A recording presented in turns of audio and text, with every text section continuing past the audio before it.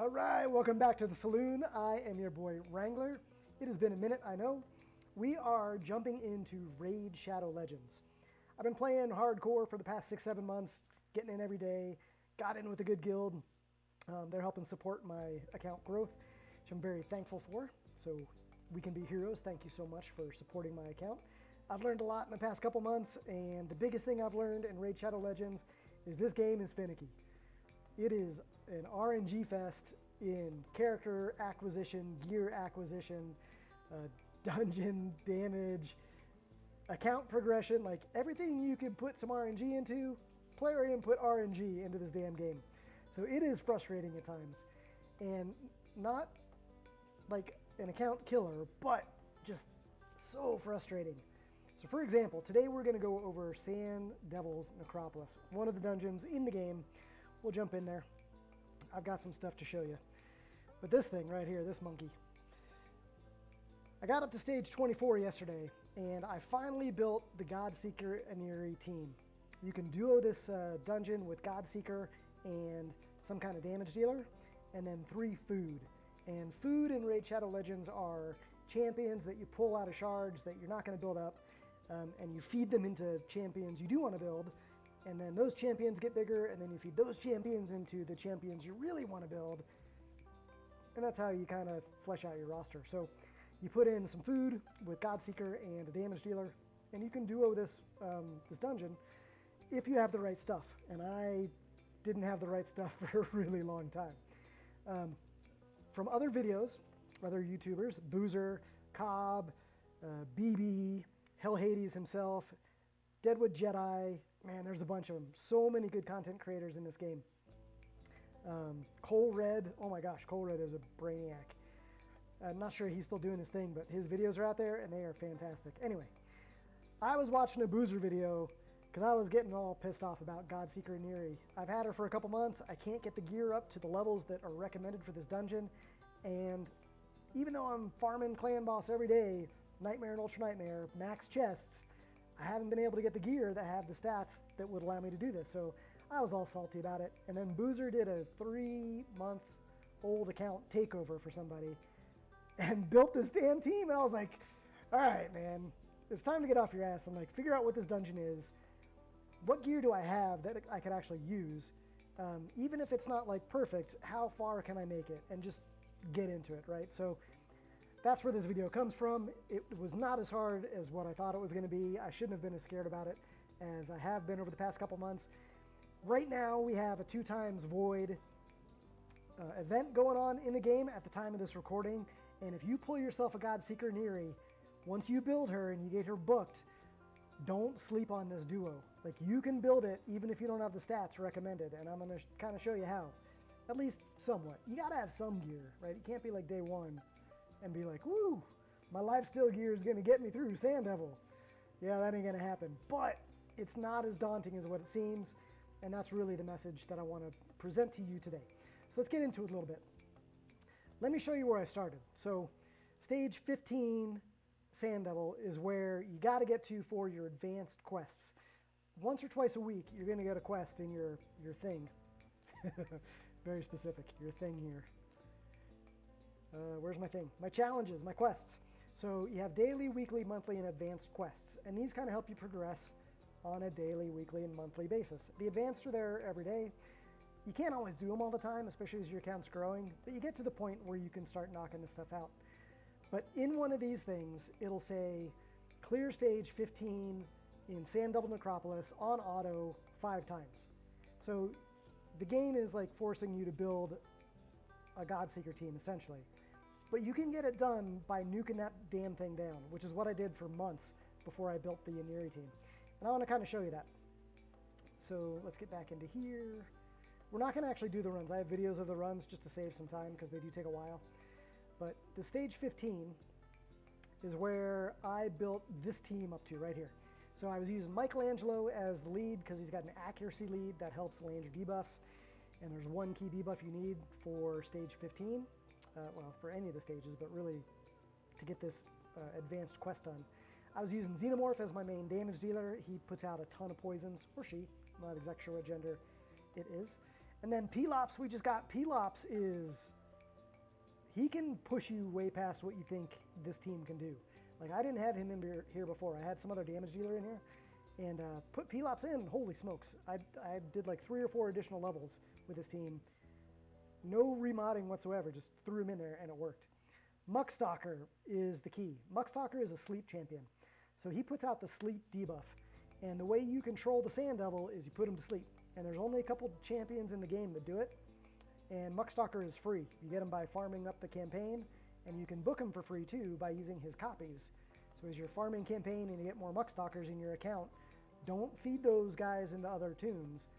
Book out a Muckstalker, because he'll help you early game until you get your Godseeker, to put this boss to sleep, and then you can do your damage on him. And then I was using Aniri in here in pretty inferior regen and immortal gear, like the initial stuff I got from Clan Boss. And she was just acting as a reviver. In case I got my ass handed to me, she'd pick up the team, and then I could keep going and struggle through a couple more stages and clear out a level or two. So this is the team I'm going to show you. Before we get into that, I do want to show you the stats on this guy, because the mechanics of this dungeon are a little unique. So right now I have stage 15 pulled up on screen, and what you can see is the resistance on the Sand Devil is 295, meaning that you need like 320 accuracy to consistently land your debuffs. So your Muckstalker has to be at 320 or better to land that initial sleep, so that then you can damage the damn thing and beat the boss, right? His speed is down at 220, you gotta be faster than him too. His first turn is a big wipe. He kills everybody. That attack ignores all of the defense on your team, so it just hits straight into your health, and it'll wipe out most toons if you're not protected somehow. So Muckstalker has to be faster than 220 and have more accuracy combined with the Aura Lead or whatever than 320. And that's kind of how I ran this dungeon for a couple months before Boozer got me off my rear end and actually did some stuff. Okay, so let's get that out of the way.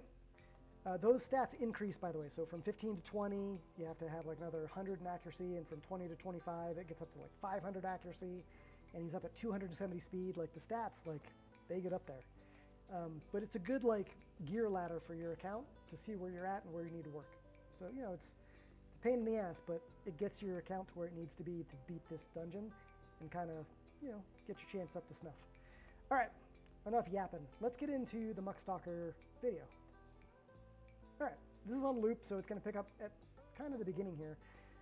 But Muckstalker went up and put up that sleep debuff, and then the team gets in and attacks. You can only land debuffs when the Sand Devil's asleep.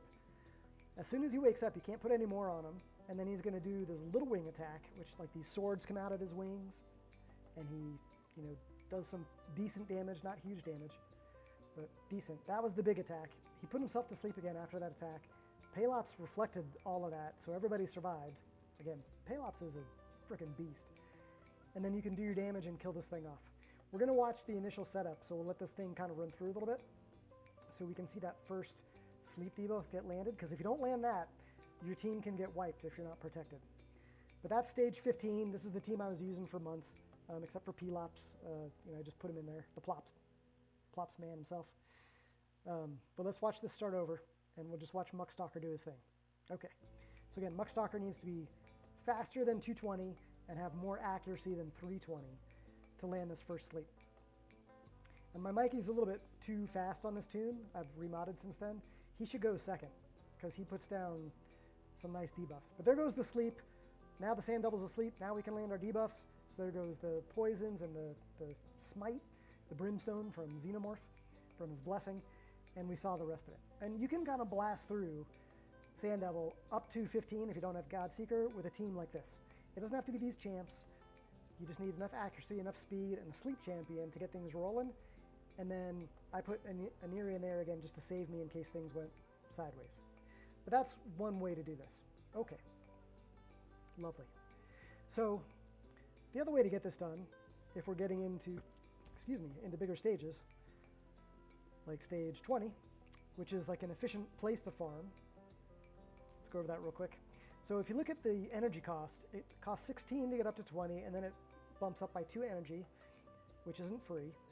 You have to get that by gems or wait for it to refill or do battles to get more energy.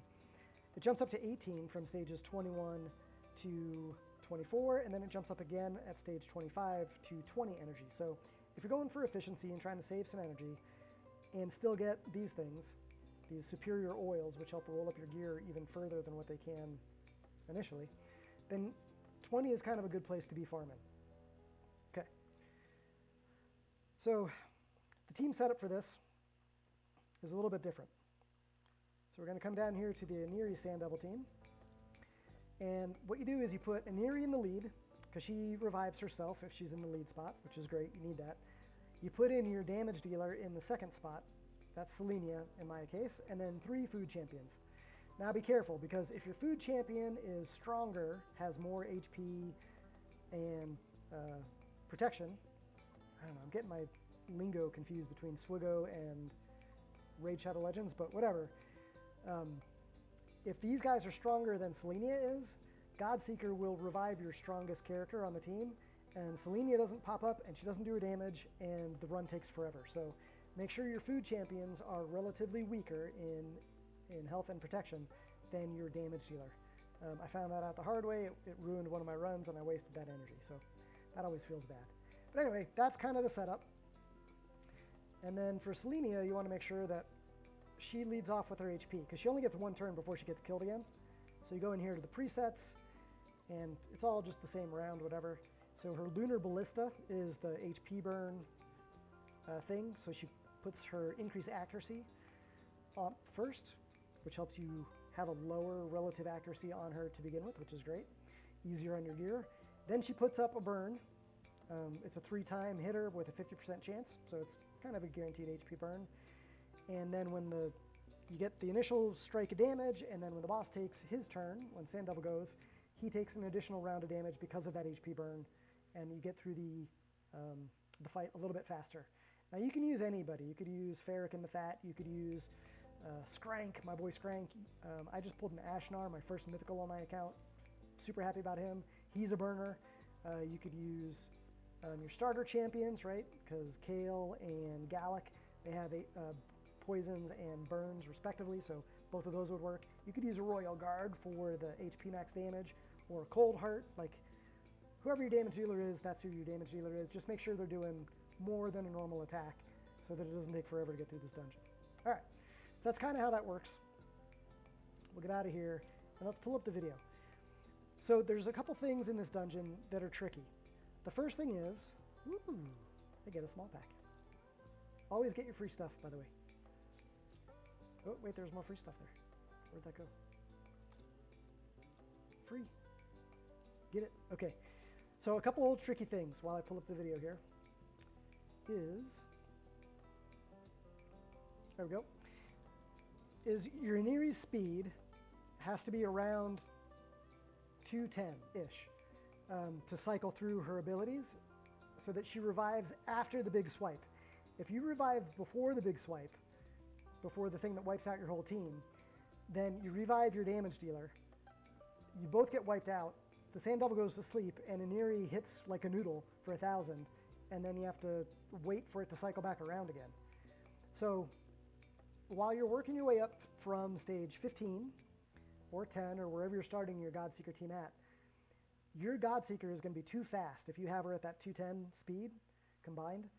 And she's going to want to revive before she gets wiped out. So the way you do this is you just manual it, and you basic until you get wiped out, and then you revive. There's the big wipe. Then you revive your damage dealer. She HP burns, in this case. Everybody gets wiped out by the little wing attack there.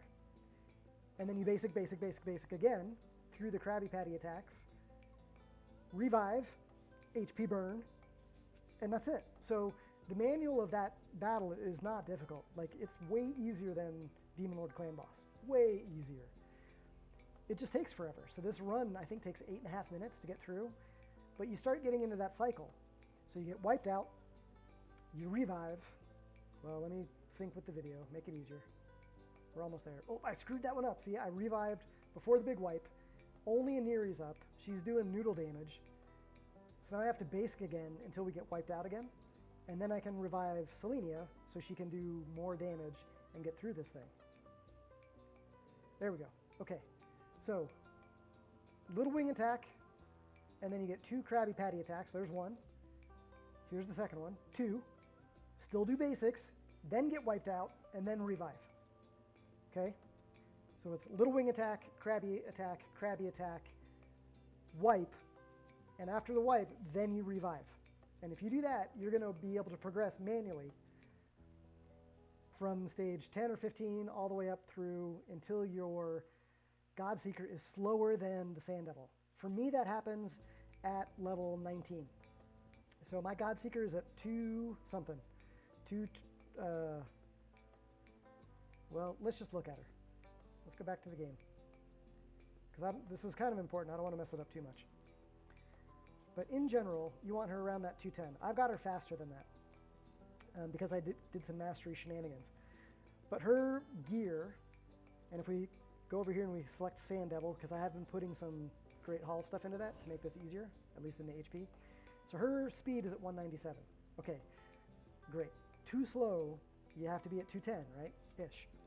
So what you can do in the masteries is you can click this thing, select it when you're farming up your masteries, the Spirit Haste, and you increase your speed by 8 for each dead ally up to 24.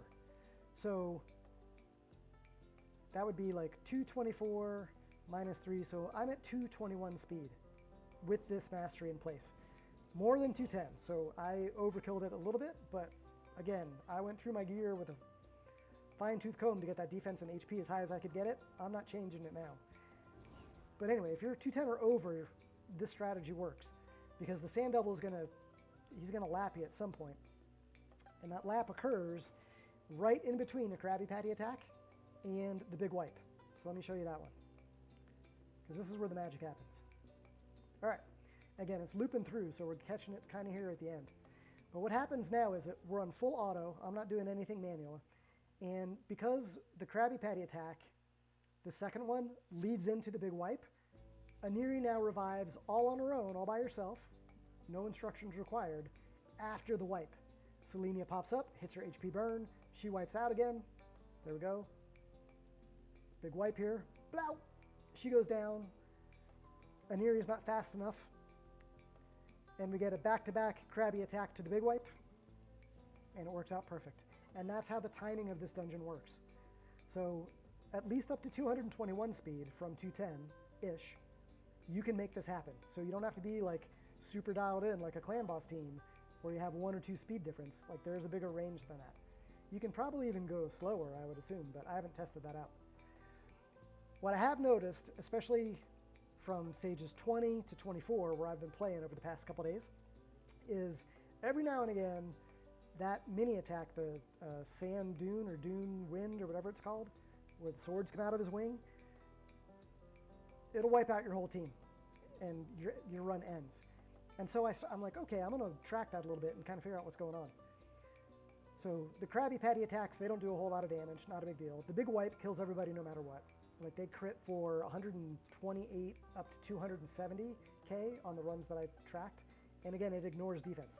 So unless you have, over 270k health on your Aniri, you're not surviving that attack.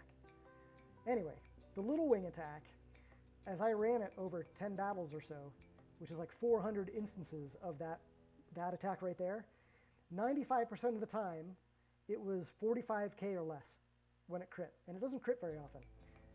But every now and again, 5% of the time-ish, it would crit for like way more than 45k. I've got 51,000 health on my Aniri, and it would wipe her out. So it was at least 52k, maybe even more than that. I think I saw 100k on one of them. So I'm not exactly sure where that huge crit comes from or what triggers it. Because the little wing attack does not go through your defense. It doesn't ignore it. Your defense mitigates some of that damage coming in. But every now and again, your run will fail because Sand Devil crits way more than what he normally does. So you're gambling just a little bit. For me, a 5% gamble is fine. I'm not going to try to build up a whole bunch of additional gear for Aniri. I'm just going to start upgrading my Great Hall so that I get more health into the Sand Devil to the point where she survives 99% of the time or 100% of the time on stage 25. Because honestly, like once you build them, you don't have to ever build them again unless they change the dungeon, right? But as it is now, you just let her run, and that's the way that works. Okay, so that is Sand Devil's Necropolis. At least the way I've tackled it, the two different teams, the Nuke team with the Mikey lead, or the Sand, or the Godseeker Aniri team with Selenia.